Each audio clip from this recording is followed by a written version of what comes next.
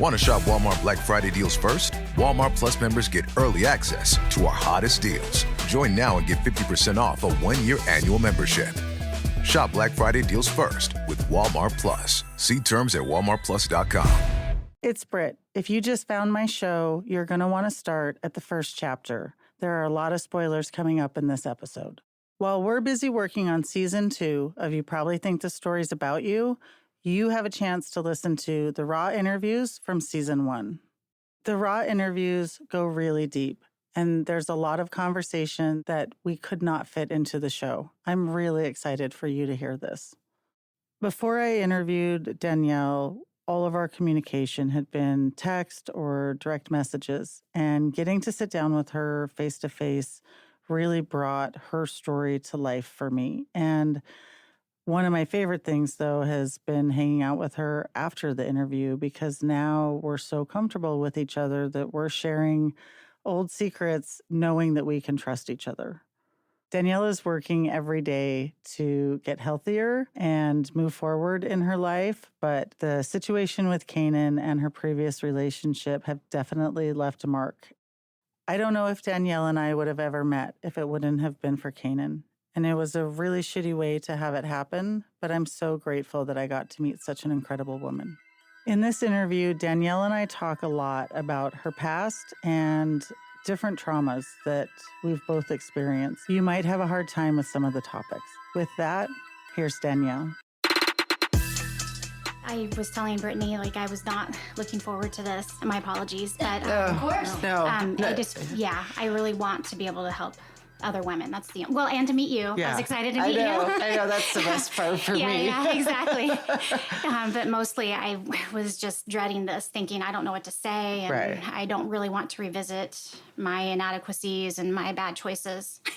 So it's what I've sort of experienced through talking with all of you guys, and this is, it feels so good to feel validated that we're not the crazy ones.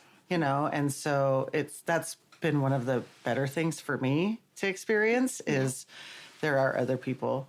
And the story with is amazing because they didn't date. I mean, he does this to coworkers. So that's incredible. Who else? Confusing. Who else has he done this to? Mm-hmm. Well, I imagine all of his relationships are on some like level. that. So how long after your divorce did you wait before you started dating? And how did that look, starting dating? So things had gone pretty sour with my ex-husband for quite a while. And he had told me for a long time he was divorcing me. So I'm just saying that because letting you know, it was only a matter of months after I moved out on my own with my 2 children that I decided I just wanted to know if I was as horrible and annoying and dumb and ugly and fat as my ex-husband thought I was. I was looking for validation when I got on the apps, and I know now, I think I knew then, but the need for validation was stronger than my wisdom for knowing that was not a good place to be to get on the dating the dating apps. It was just not good. It's an up and down validation. Yeah. And it's complicated. Yes. So it's definitely, I'm still on the dating apps. I've sort of switched my MO though. So, but it's awful. And your ex-husband's wrong, by the way. Oh, I am still learning where I'm at. And I think part of why I was trying to remember all the things that happened between me and is because things were so awful between my ex-husband and I. He was stalking me during that time. I was still having really bad panic attacks, and my hair all fell out. It was bad, not all of it. It came out in chunks. Yeah. And he broke out my headlight on my van. My kids saw him driving by. I have this really elaborate alarm system on this house, and I never wanted to go anywhere. I stayed here. And so I, of course, then, because all I did was stay home, cry, and eat, I gained 20 pounds. And I wish I understood his pathology a little bit more. I really do. It's very fascinating to me.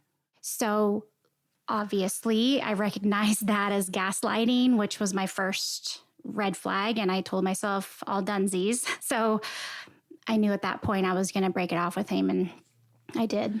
What did he tell you about his son and his siblings and, his ex-wife? So he told me that he was in Afghanistan he was definitely a Marine and at war he was in action. Well, we for sure know that he was a Marine. Yes. That's all that we've confirmed so far. Oh, really? There's no more? I mean, we just don't know what his history is. He told me he had served 4 tours, I think. He told somebody else, I don't think it was you, that he had served 16, which you can't even do when you're only in the military for 16 years. So, yeah. But everybody sort of got a different history of where he went. Okay. You don't know. There's no way to know what's true or not. I believe from the women that I've talked to, you're the only one that he had a sister with and the only one he was a twin with. Everybody else, he had a brother.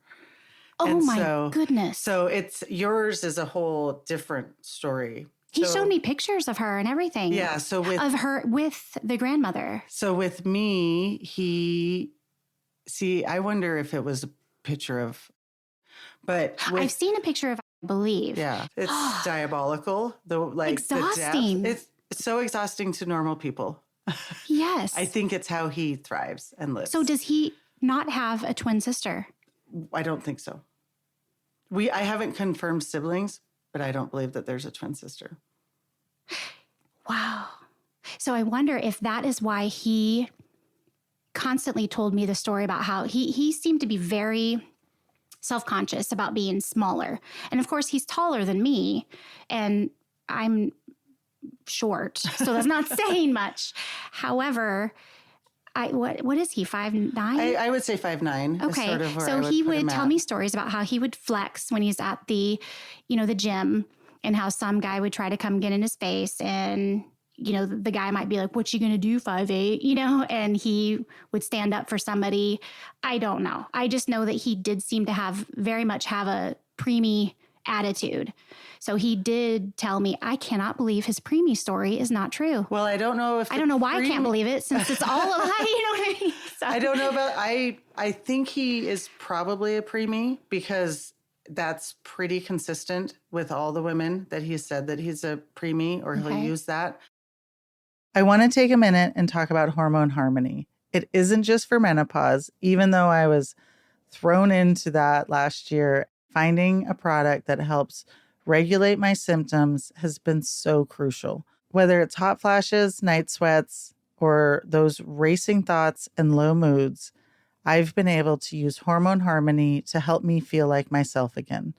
This isn't just a product for somebody that's going through menopause. It can help you at any stage in your life to help maintain optimal hormone levels. I also love Happy Mammoth's Complete Gut Repair. With the Complete Gut Repair, when I'm traveling, I can make sure that I continue to feel like myself, even with the time zone changes and dysregulation to my sleep. For a limited time, you can get 15% off your entire first order at happymammoth.com using the code YouProbably at checkout. That's happymammoth.com with the code YouProbably. Hey, it's Kaylee Cuoco for Priceline. Ready to go to your happy place for a happy price? Well, why didn't you say so? Just download the Priceline app right now and save up to 60% on hotels. So whether it's Cousin Kevin's Kazoo Concert in Kansas City, go Kevin, or Becky's Bachelorette Bash in Bermuda, you never have to miss a trip ever again. So download the Priceline app today. Your savings are waiting. Go to your happy place for a happy price with Priceline's Black Friday sale. Save now and travel later with our best deals of the year. Go to your happy price, Priceline. Looking for a pickup truck to get just about anything done? Look no further. The Chevy Silverado EV isn't just the most powerful Silverado ever, with next-level towing capability and technology. It also offers game-changing versatility with the available multi-flex midgate and tailgate, which means Silverado EV helps you carry large, bulky, and oddly shaped items up to nearly 11 feet in length. Chevrolet. Together, let's drive. Visit Chevrolet.com to learn more. He has a daughter. So he does. He never told me he had a daughter, never even uttered that there was another child except for Dejan. Right. And I had no idea there was a daughter. Most of the women in Seattle didn't know about the daughter. The girlfriend he had for 3 years in Hawaii knew about the daughter, didn't know about Dejan. How? And they lived together. He played football there. And her lived together. Oh. They were looking at houses together. And she had no idea that there was a son. How does he do this? She had suspected that there was, but she had never confirmed. So a couple other red flags that just I'm reminded of is his reticence to give me any information about Facebook, Instagram, anything like that. And I, at first, I should have known that this was nowhere near the truth, but he had told me it's because of his son's stardom and how he didn't want to jeopardize that and whatever else. And I thought, well, okay, it kind of sounded okay to me. And I will tell you, where I was in my life, I wasn't looking to get super serious. I thought I hit the jackpot. And so where I was, quite frankly, was I kept thinking, well, this guy is amazing, but I don't have it together yet. So I need to get my stuff together first. I remember being so excited because I thought he was just so smart. He's good with words. He really immersed himself in Midwest euphemisms, the Midwest way of life. And it felt like he really wanted to know me and understand me. He also, when I had told him about my kids, he also taught himself a little bit about like soccer and some of the things that may be issues for me and my son as my son gets older and goes off to college, just as his son did. I felt so good about myself. I felt beautiful and smart, capable. Whereas like I had said, I had just gone through a wicked divorce and felt pretty horrifically about myself. And I didn't think I would find another human being who thought positive things about me, and that it would be someone who looked so good. I mean, I come on, he's very good looking. He is. Yes. Yeah. And it's very hard to resist. Yes. Because he made me feel so comfortable in, like you said, there was no pressure in any of it. It just, I've said this a few times now, he made me feel like he was home. Yes. And just, it was easy. The conversation was good. Even, I don't think there was one date or time where I was like anxious around him or anything. He just draws you in. Yeah. Almost immediately. It's exactly how I felt. Comfortable is exactly it. Mm-hmm. And I let all of my guard down and just thinking, I remember thinking like, I'm not ready to fall in love because I'm still so hurt from not just my ex-husband, but from the whole family and how they participated in the divorce. And he made me, it kind of filled a need. It filled a hole in where I was at. And yeah, and plus I felt validated with, I know it's dumb, but just cooking for him. And like, he was so excited about cooking for him. And I would leave leftovers for him. I'd bring him treats. In fact, damn it, he still has my casserole dish. He still has one of my little coolers because I would also take him food and lasagnas and things and drop him off. And I lost that. And then another part, I know we were sitting there for a while, ended up turning off the game, and we're just talking. And then now I know that he just pretended, but I didn't know that at the time. It seemed so genuine. We were talking, and then he just got this look on his face, and he said, "You are so beautiful." And I almost burst into tears because I hadn't heard that. In fact, trying not to tear up right now because that's no, I don't hear that. I had grown up with a dad who does not affirm. First husband, second husband, and then I thought, I'm making great choices now, meeting a man like this who knows how to treat a woman. He knows how to treat all the women. He did initially, in some ways. Yeah. You're probably absolutely right, but you and I know it's not lasting. On the first date, so we're still on the first date, and I remember he kind of made a big deal about wanting to treat me like a princess, that he had respect for me, because I had told him when we were talking back and forth, that I was looking for someone who would respect me and want to get to know me and those kind of things. And then when I met him, all of that flew out the window in my mind. I was like, let's just do it right here, like right on the floor, get naked, And I was like, what is wrong with me? Holy smokes. Like, this is not who I was. I didn't think I was that type of person, but I feel like he just elicited that type of reaction in me where we had been talking.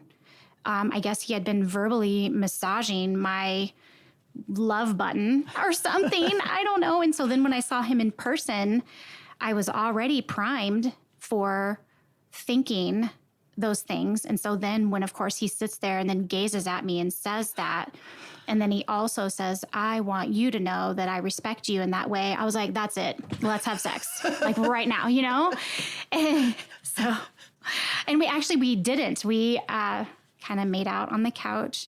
But I believe it was the second time I went over that. And I was like way beyond ready. But he basically made me go home because he said, you were very clear to me about this. And I want to show you that this is how I feel about you. So a perfect first date. Yep, perfect first date. More than perfect. I went home, like I was humming all the way home and singing, like so happy. Was communication mainly through text messages, and did you guys communicate like every day, or how was sort of the daily relationship if you weren't seeing each other more than once a week? We were texting every day. He introduced me to the function on your phone where you would do a digital message.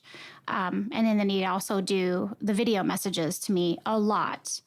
And once I got comfortable, I started doing that in return as well. And he would just tell me about his day. So all day long messages, even at work.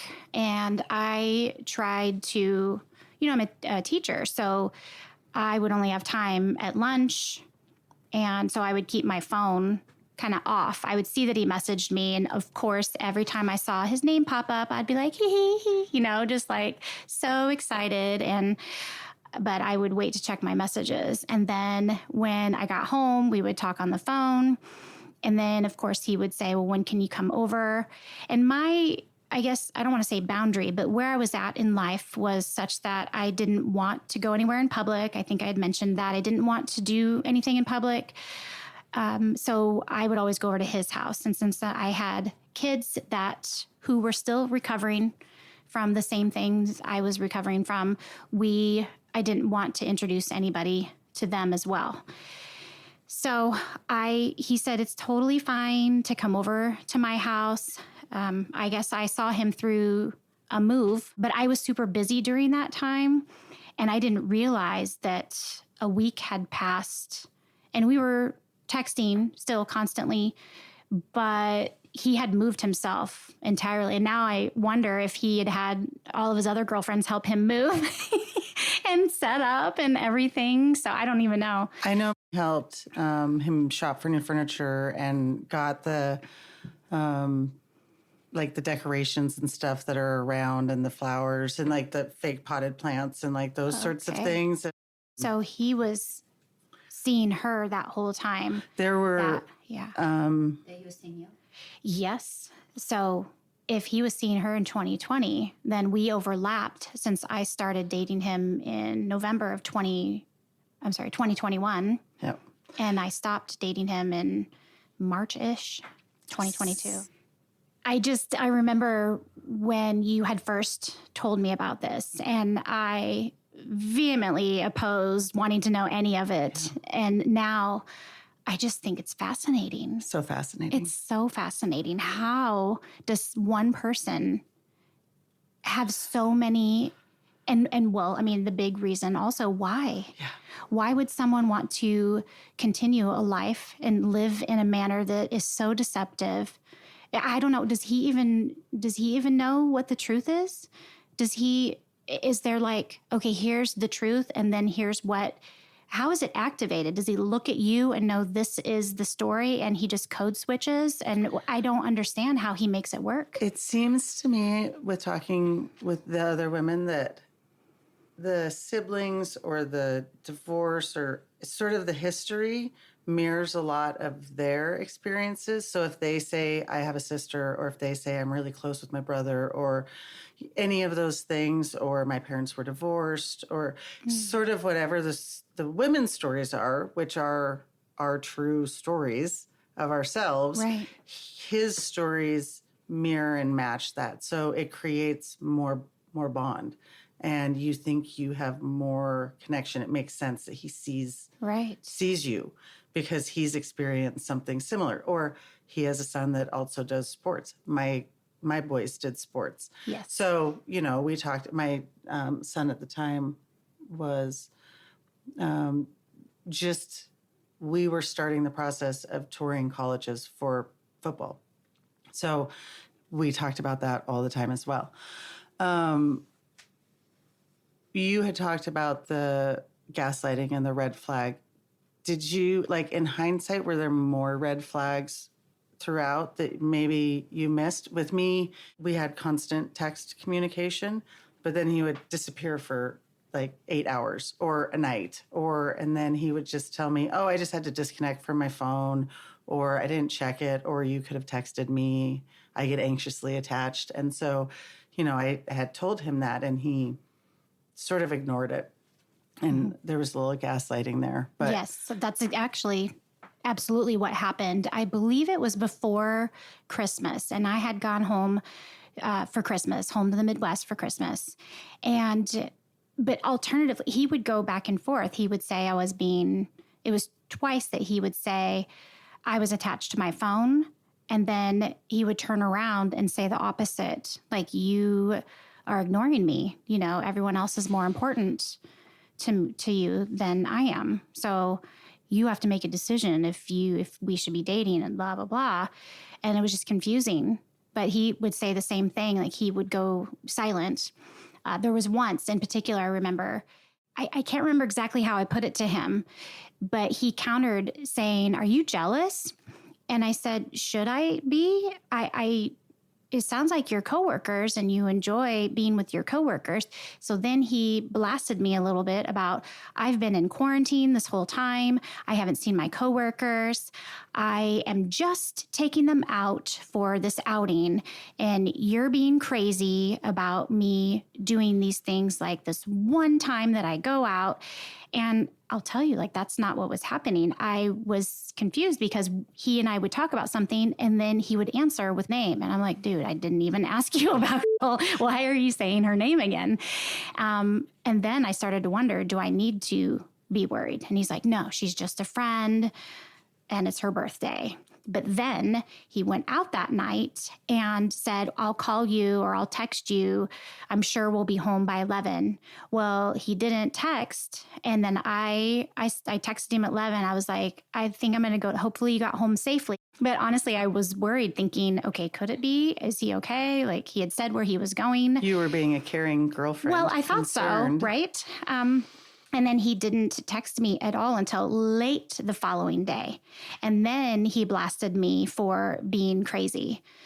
And that was one of the first time. Then he apologized about it. And then I thought, okay, we got past it. So I had told you that the first red flag was when he said, you don't pay enough attention to me. And then he flipped it and said, you're clingy.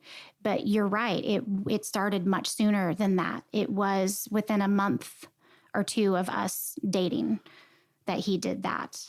But he apologized profusely. So I thought, he didn't mean it. He was stressed out. That's what he said. He's like, I'm stressed out at work. I'm tired of being at home all the time. I finally got to go out with coworkers, and I felt like you were, challenging that, and there was nothing there. I just realized, and I can't believe I haven't figured this out sooner, he might have single-handedly been the cause of COVID. Because I want to hear this. During quarantine, there were all of these women just coming to his house. First of all, thinking that it's a quarantine safe place, and he's just been there by himself this whole time. But it's this rotation. Oh my gosh. I don't know. Oh my Just gosh. saying, it might be his fault. I think we could blame it on him. Yes. You noticed the gaslighting, and given where you were yourself, how were you able to break it off, and how did he take that? So I had started to see some of the signs that I didn't love, and I had told myself I was going to pay attention. I had friends in a place that I was talking to them about him. I was talking to my mom about him. And I even reminded her I was going to I'm going to pay attention, and I don't want to do this. And I said, Mom, I really, really like him, and I don't want to break it up with him, but I'm going to do that. So I remember just talking to him. I said, well, can I actually call you? And there was no chance for us to actually get together with my schedule and his schedule. It was mostly my schedule. And I knew I wouldn't be able to actually see him. So I know this isn't the right way to do things, but I just said, can we talk on the phone? I think it's so sweet that you're still worried about you doing it the right way. Well, yeah, I know in retrospect, like the whole... No, it's because we're good people.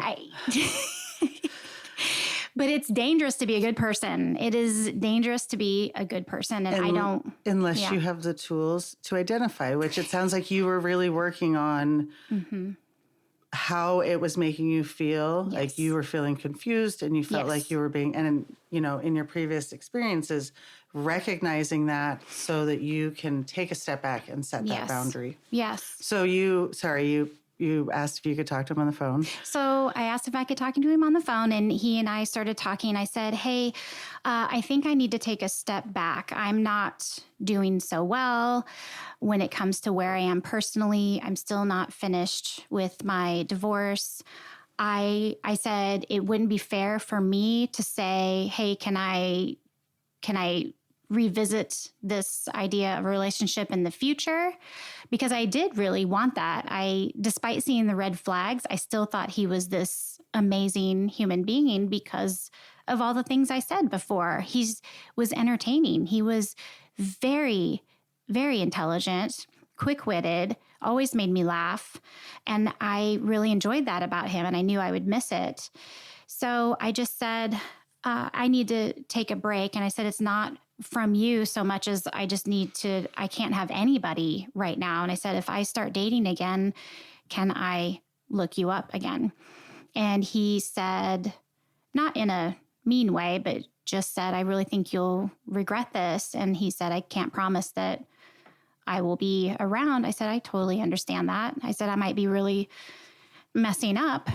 And then ironically though, oh my goodness, this is embarrassing, but because that wasn't the last time we saw each other. So I had texted him and just said, can I just come over, How long after? Oh my gosh. I think you had told me October or November.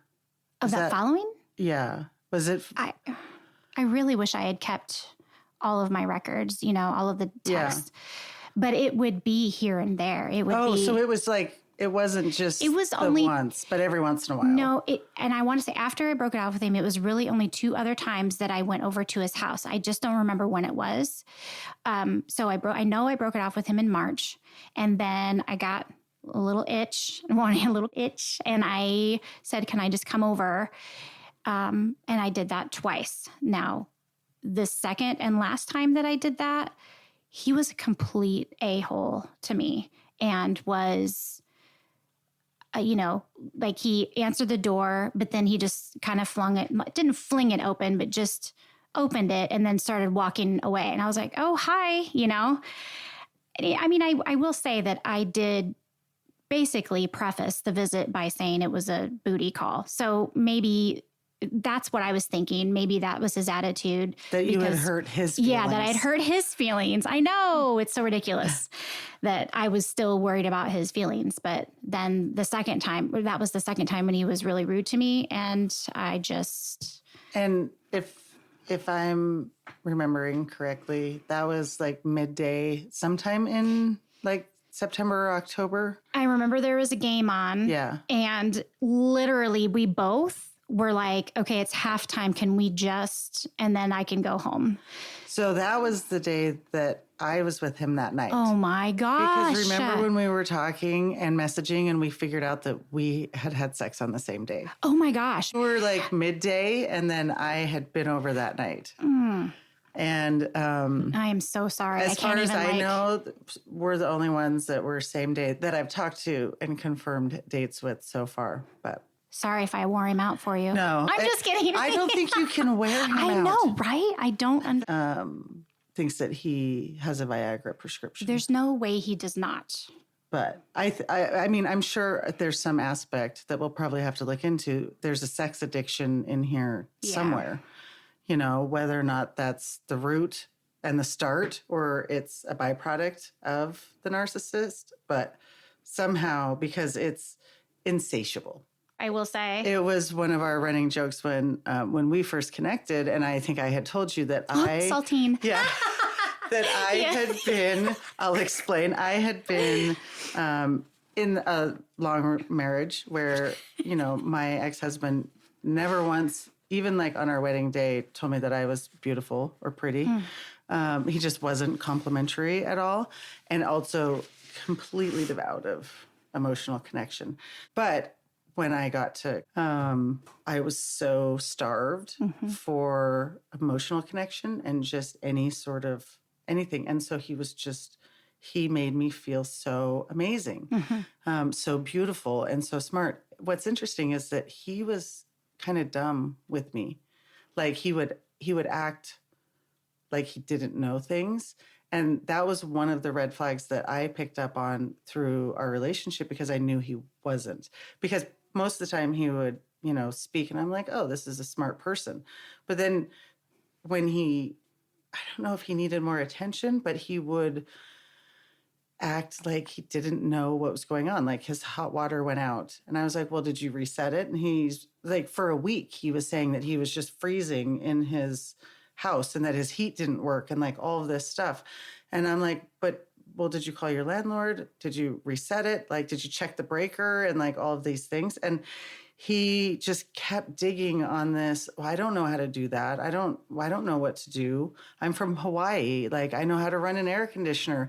And one of the issues that I had was, and one of the things that made me think that he wasn't my forever guy was I don't want to have to take care of a person. I would like a partner.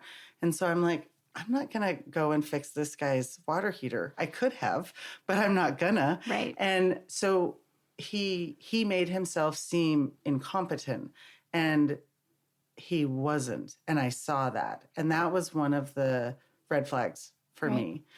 Right.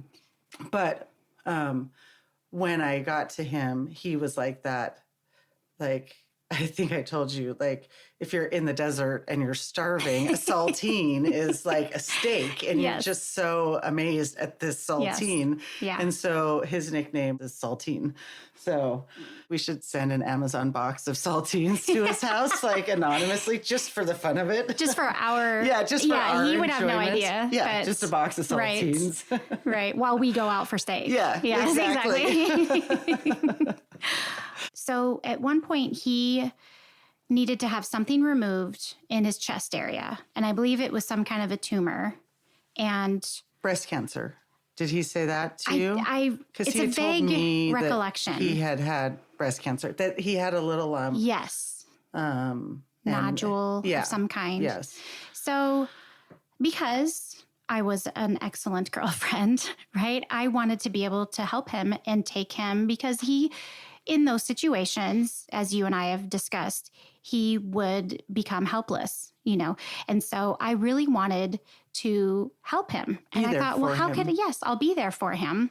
And I could drive him. So I told him all the things that I can help. I said, obviously, I will cook for you because that's what I could do. Obviously, I can drive you to and from the hospital. I want to be there for you. But he kept putting me off and putting me off about it and said, no, I'm going to do this. Then I still don't understand why he did this, but he gave me a phone number of one of his buddies. Now, he said this friend was someone that he served with, and I don't remember his name right now. I might recognize it if you told me. But I texted this man, and he was such an asshole to me. He said, I don't want to talk to none of hoes. And of course, I didn't know what to say back. And I said something along the lines of, well, and I also wasn't ready to recognize who I was to either. So I said, hey, I'm a friend of, and I'm concerned that he won't have a ride to and from the hospital. I want to make sure he's being taken care of afterwards. And so that was his response to me, which should have been another red flag. So then later on, I talked to Chris about it. I said, your friend was really rude to me. He laughed about it and said, oh, that's just how he is, and blah, blah, blah. So after you talked about his friend speaking to you this way, what happened with the surgery? So I remember it was where he kind of went dark for a while. I didn't hear from him. And then was that about the same time he was moving too? I just remember that he wasn't available. He did give me updates, but I remember I also was busy, and I said, hey, I want to come over and bring you food. So then I was able to come over and bring him food, and he was all bandaged up. And yeah, he had sent me video messages too. So that made me think again that I was the only one he was speaking to, because he was giving me like on the spot updates, of him like going into surgery or whatever, and then coming out of surgery and then showing me his little owie, and so. When he sent you the video updates, did he use your name in the video? I wish I had really paid attention to that. I don't believe he ever did. But I wish I could look that up, because of course he's probably, sending the same videos. Exactly. To and everyone. Why wouldn't he? Yeah. Less work. Way less work. Work smarter, not harder. Yeah. Way to go. But then I started seeing the red flags and realizing maybe this isn't as good as I thought it was. It seems to me that you are really self-aware. And even at that time when you were struggling, you were aware of what you needed and what you were willing to sort of accept, which I'm so grateful for, because then you sort of experienced the good parts like I did. I got out before it became volatile. When he flips hard. Oh. So, and emotionally, and there was he physically abusive? No, okay. Nobody has said anything. Okay. Even close to that. It's all psychological and emotional warfare that he inflicts. So, but I think you and I sort of same thing for me. Like I was at a place where I wasn't going to accept less than what I thought I deserved. But I had a hard time wanting to break it off with him, because like, I didn't know if it was my trauma and I was creating these issues. Like, is it my fault that I'm recognizing this? Is it my trauma that I'm imposing on this relationship? Or is this actually happening to me? And he was so good at gaslighting and making me feel comfortable when I would bring up different things. I didn't even suspect that there was another woman. I mean, I didn't even occur to me that I saw him once a week or every once in a while. And there was, and... Well, he would make it very clear he certainly did not have time for such things. Absolutely. He was working so hard all day, all the time. Yeah. And he would even chronicle that with me. This is where I'm at right now. So that's why it seemed clear to me that he had no one else. Well, between him and his son, how could he have time for anything else? And he was such an amazing father and so involved in his son's, career. Did he tell you the story about how he hurt his foot? He didn't. I think I've heard a version, but tell me. So he said that it was when he was in Afghanistan, or not in Afghanistan, but Iraq. In Iraq. Yeah. So he was in Iraq, and apparently they were misinformed or they were caught unaware. The enemy was closing in on them. So there were about 5 of them that were running away trying to find cover. So they ran into a building. It was, like I said, the 5 of them. He wasn't the leader. However, he tells the story about how he's sort of the hero of this situation. So they're trying to he can hear the gunfire. And of course, he tells the story way better. We should probably get him on this podcast for sure. But so the 5 of them are getting away from the gunfire. They continue to hear it. They're hoping that someone intercedes that, and they run out of bullets, like every horrible situation that you could possibly think of. They go up the building, like up inside the building, even though that's probably the last place that you want to go, and they really didn't have an alternative. So they continue to go up. They get to the top of the building, and again, they're still hoping that they're going to be rescued, that maybe the helicopter will come. Maybe someone will come from behind and get them and save them. And again, they have no way of fighting because they're out of ammo. So they get to the point where they're at the top of the building. They only have one option, and that is either die by gunfire or jump. And nobody wanted to jump. And he made it very clear that the sergeant or whoever it was that was in charge was not being a leader. So he decided he was going to step up.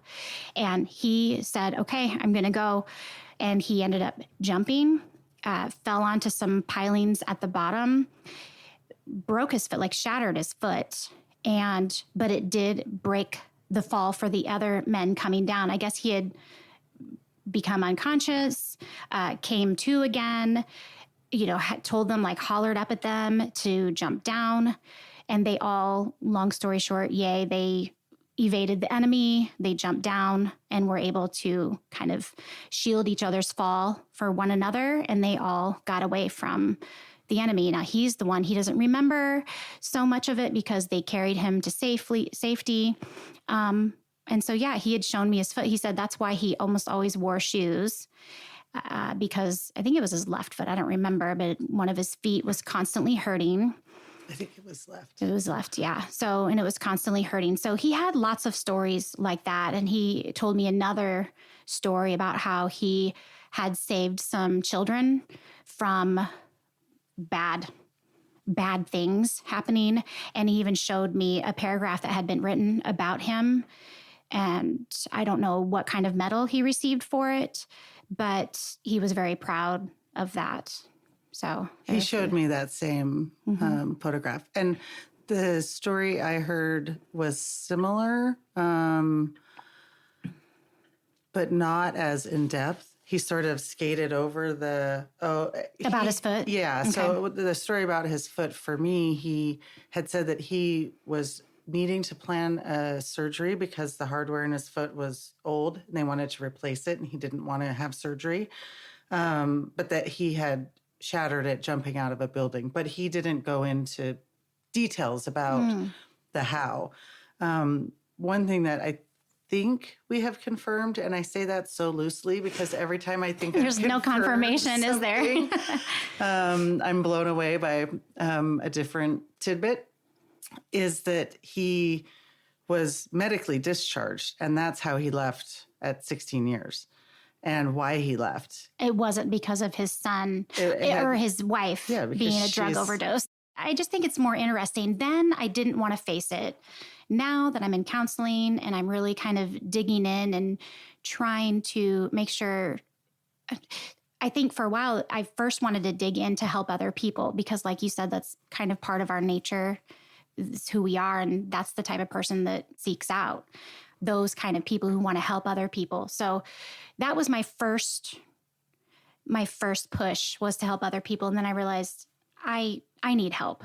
So then I kind of backpedaled a little bit and realized I'm going to go into therapy for myself quite often. And which is why I feel a lot more, I still have gone up and down with depression, like even just getting dressed today, like I even curled my hair. I know you were only going to record my voice, but I was like, I need to do this for myself. And I think it was one of the last straws, being in an abusive relationship with my ex-husband, even the extended family was very abusive.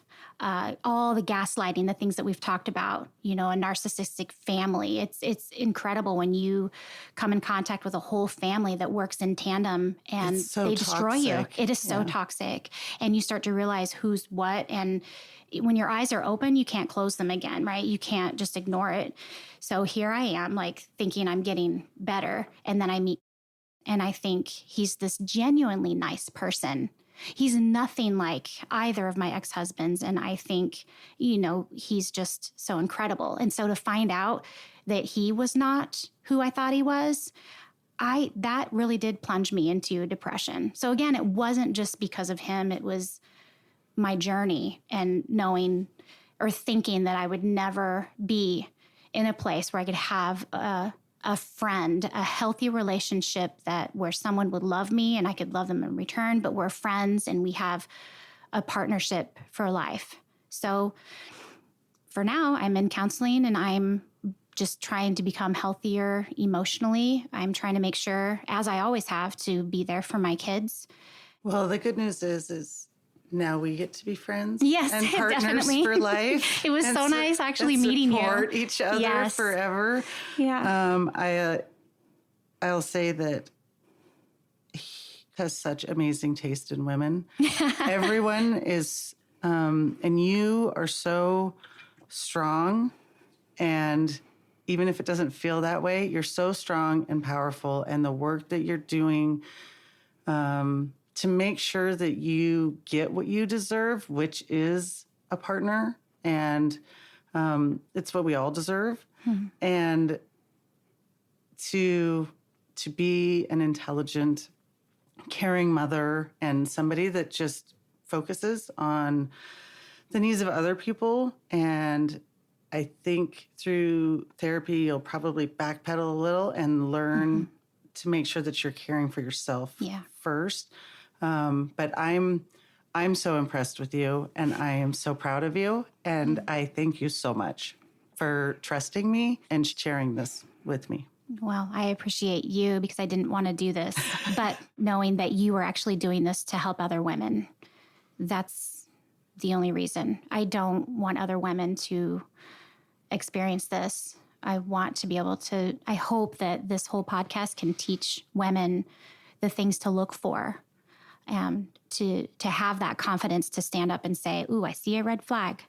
Ooh, yep, definitely. I see something because now I'm learning, and you've learned this too. I know it. I know you have, that if you see a red flag and you push back on that, and it's not actually something negative, that they will correct that in a positive, healthy manner and let you know, like, oh, that's not what I intended. Let me correct that or let me fix that.